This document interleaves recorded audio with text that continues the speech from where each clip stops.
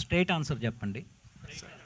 ఇక్కడ ఇక్కడ యాక్చువల్గా మీరు ఒక మైనే ప్యార్కి అనే సినిమాతో చిన్న క్యారెక్టర్లో వచ్చి ఇంపాక్ట్ క్రియేట్ చేశారు. తర్వాత అక్షయ్ కుమార్ లాంటి పెద్ద స్టార్తో బాలీవుడ్లో చేశారు.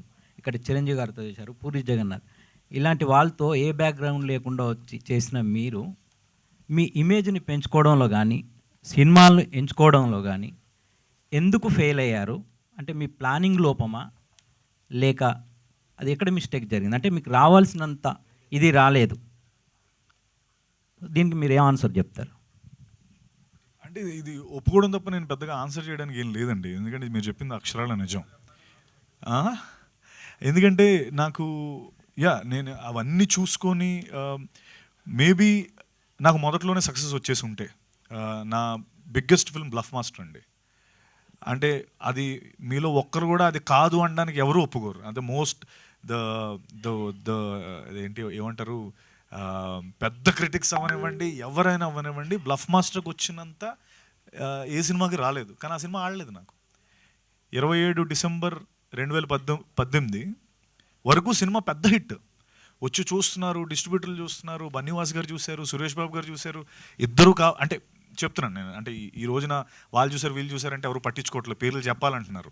నాకు మా పిఆర్ టీమ్ ఫీడ్బ్యాక్ ఇది, మీరు చెప్పేయాలన్నీ మీరు వాళ్ళు చూసారు వీళ్ళు చూసారంటారేంటి చెప్పాలి. సో ఆ రోజు బన్నీవాస్ గారు చూశారు, సురేష్ బాబు గారు చూశారు. వాళ్ళ నుంచి మాకు వచ్చిన ఫీడ్బ్యాక్ వాళ్ళు తీసుకుంటామని ముందరకు వస్తే కొన్ని కారణాల వల్ల అది ప్రొడ్యూసర్స్ తీసుకున్న డెసిషన్ వల్ల ఏంటో అది ముందరకు వెళ్ళలేదు వాళ్ళకి. 27 డిసెంబర్ 2018 వరకు మీరు నమ్మరండి, అంటే నాకు వచ్చే హై కానీ లేకపోతే ఎక్లైడ్స్ కానీ అమ్మడి అమ్మ అయిపోయింది సెట్ గురు, అసలు మన ఏదో అసలు నెక్స్ట్ బిగ్ థింగే ఇలా ఉండేది. 28 డిసెంబర్ 2018 నా సినిమా ఫ్లాప్. మళ్ళీ 29 డిసెంబర్ 2018 నుంచి పెద్ద హిట్. అంటే బయటకు వచ్చిన తర్వాత నుంచి ఆ ఒక్క సినిమా నాకు ఆడుంటే అంటే అంతే కదండి, అక్కడి నుంచి నా డెసిషన్ మేకింగ్ మారుండేది, లేదా నేను చేసే సినిమాలు మారుండేవి. లేకపోతే అఫ్కోర్స్ నేను చేసిన సినిమాలు నేను చాలా కాన్ఫిడెంట్గానే చేశాను. నేను ఆ విషయంలో ఏదో ఊరికే బుర్ర లేకుండా చేశాను ఏ రోజు అన్ను. జస్ట్ దట్ ఆ సక్సెస్ ఇచ్చే ప్లాట్ఫామ్ నాకు దొరకలేదు. ఓకే, ఇది ఒక మీరు అన్నట్టు ఒక ప్యాడింగ్, లేకపోతే ఒక షోల్డరింగ్, లేకపోతే ఒక పెద్ద మ్యూజిక్ డైరెక్టర్, పెద్ద సింగర్స్, పెద్ద ప్రొడ్యూసర్స్ వాళ్ళెవరు రాలేదు నాకు. అది ఎందుకు రాలేదు అన్నదానికి నాకు అది అక్కడి నుంచి ఆది, నాకు అది బ్లఫ్ మాస్టరే ఆది. తర్వాత నేను ఎక్స్పెక్ట్ చేసిన దానికంటే 10 రెట్లు ఎక్కువ రిజల్ట్ వచ్చింది బ్లఫ్ మాస్టర్కి. అందరూ అద్భుతం, ఆహా ఓహో అన్నారు. ఇది పట్టుకొని నేను యూట్యూబ్ కమెంట్స్, తర్వాత అమెజాన్లో కమెంట్స్ అన్నీ పట్టుకొని వెళ్ళి ప్రొడ్యూసర్ దగ్గరికి వెళ్తే, ఇవి డబ్బులు కాదు గురు, ఇవన్నీ కమెంట్లు, ఇవి నాకెందుకు అంటే ఎవరు వస్తారండి ముందరికి, డబ్బులు కనిపించాలి కదా, వాళ్ళు కనిపించలేదు. నాకు అది అక్కడి నుంచి ఇంకోటి చేశాను, ఇంకో ప్రయత్నం.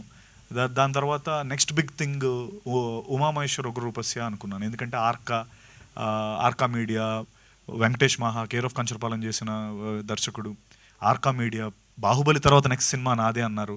నాదే అండం కదా, నాదే ఉమామహేశ్వర ఉగ్రరూపస్య. ప్రభాస్ అన్న ప్రీ రిలీజ్ ఈవెంట్ కన్ఫర్మ్ చేశారు మాకు. రాజమౌళి గారు మొత్తం పైనుంచి ఎవ్రీథింగ్ చూసుకుంటున్నారు. ఏది రాంగ్ అవ్వదు ఈసారి, అసలు మనం కొట్టాం గురు అని అప్పుడు అనుకున్నప్పుడు కోవిడ్ వచ్చింది, మొత్తం అల్లకల్లోలం అయిపోయింది. తర్వాత సరే ఏం చేస్తాం, అది బ్లఫ్ మాస్టర్ తర్వాత అది పెద్ద హిట్టే, కానీ థియేటర్గా డబ్బులు ఎవరికి కనిపించలేని ఒక ఇది. తర్వాత తిమ్మరసు వచ్చింది. తిమ్మరసు సెకండ్ వేవ్లో వచ్చింది. నేను తిమ్మరసు ఆడుతుందని మళ్ళీ స్ట్రాంగ్గా అనుకున్నాం. సెకండ్ వేవ్లో వచ్చింది డెల్టా వేవ్. 2021 అంటే మొత్తం అతలాకుతలం అయిపోయింది ఇండియా అంతా. తిమ్మరసు మా కోవిడ్ టైంలో వచ్చిన ఫస్ట్ ఫిల్మ్ జూలై 31 వచ్చింది. 3 షోలు, 50% ఆక్యుపెన్సీ, సగం ప్రైజులు. ఇంత దీని మీద ఆ రోజు వచ్చిన డబ్బు అంట మామూలు జనరల్ టైమ్స్లో వచ్చి ఉంటే దాని ఇది 3 టైమ్స్ ఉండేదంట. అప్పుడు చాలా ఎక్కువ డబ్బు చేసింది. కానీ ఆ డబ్బు మామూలుగా పేపర్ మీద చూస్తే ఇంతేనా అని ఉంటుంది. బట్ దాన్ని ఇంటూ 3 ఎవరు చేయరు కదా. ఇంటూ 3 కోవిడ్లో రావడం మీ తప్పు, ఆగి రావాల్సింది, మేము ఆగలేకపోయాం, అక్కడ అది మిస్ అయింది. తర్వాత కృష్ణమ్మ మిస్ అయింది. కృష్ణమ్మ పెద్ద పెద్ద నేమ్స్ ఉన్నాయి. సో ఇలా ప్రణాళిక జరుగుతూనే ఉందండి. అంటే ఎక్కడ కూడా ప్రయత్న లోపం లేదు. నేను ఖచ్చితంగా ఆ ప్రణాళిక లేకపోతే ఆ ప్రయత్న లోపం ఏ రోజు లేదు. జస్ట్ దట్ మేబీ నా టైం లైన్ ఇది ఈ 22 వరకు రాసి పెట్టుందని నేను నమ్ముతున్నాను.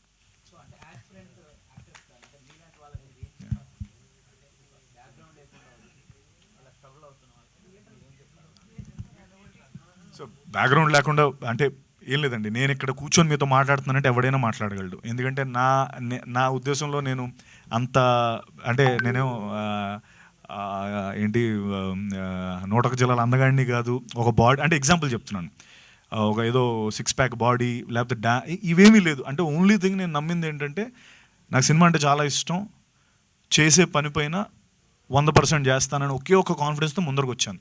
నేనే రాగలుగుతున్నానంటే ఎవరైనా రాగలుగుతారు. కానీ ఒక్కటే ఏంటంటే ఎవడు వద్దాం అనుకున్నా ఫస్ట్ బాత్రూంలో కూర్చొని ఆనెస్ట్గా బట్టలన్నీ ఇప్పేసి బాత్రూంలో కూర్చొని ఒకసారి ఎవడూ లేనప్పుడు ఒకసారి అనుకోవాలండి, ఇది నేను చేయగలనా అన్నది. ఆ కాన్ఫిడెన్స్ నీకు నువ్వు తప్ప ఎవ్వడు ఇవ్వలేడు సార్. ఇది ఎవడు నా పక్కన కూర్చొని నువ్వు చేసేస్తావు గురు, నువ్వు మామూలు డాన్సర్ కాదు, నువ్వు మామూలు యాక్టర్ కాదు అంటే అవన్నీ వర్కౌట్ అవ్వవు. నీ లోపల కాన్ఫిడెన్స్ లేకపోతే నేను ఇప్పుడు మీ అందరి ముందు నేను మంచిగా ఓకేనండి అని అంటాను, కానీ లోపల నాకు కొండంత కాన్ఫిడెన్స్ విశ్వాసం నాకు ఉంటుంది నా పైన. అది ఉన్న రోజు I think no one can beat you. అదే అంటున్నాను, నేను ఇక్కడ కూర్చున్నానంటే ఎవరైనా రాగలరు. బట్ ఓన్లీ థింగ్ చేసే పని 100% చేయాలి. ఆ 100% చేయడం అనేది మాట చాలా ఈజీ, చేసేటప్పుడు 99 కూడా చేయకూడదు, 100 చేయాలి. సత్యదేవ్. సో మా రమేష్ మిమ్మల్ని కాస్త సీరియస్ క్వశ్చన్తోటి కొంచెం ఇబ్బంది పెట్టాడేమో, కొంచెం లైటర్ కొంచెం సో కానీ కరెక్ట్గా చాలా బాగా ఆన్సర్ చేశారు రమేష్ అడిగిన దానికి. సో ఇప్పుడు జీబ్రాలో మీరు చేశారు, అది ఇది బ్యాంక్ ఫ్రాడ్లు, తర్వాత మనీ లాండరింగ్. సో ఈ క్యారెక్టర్ ఈ సినిమా చేసిన తర్వాత ఈ రెండిట్లో మీరు ఎంత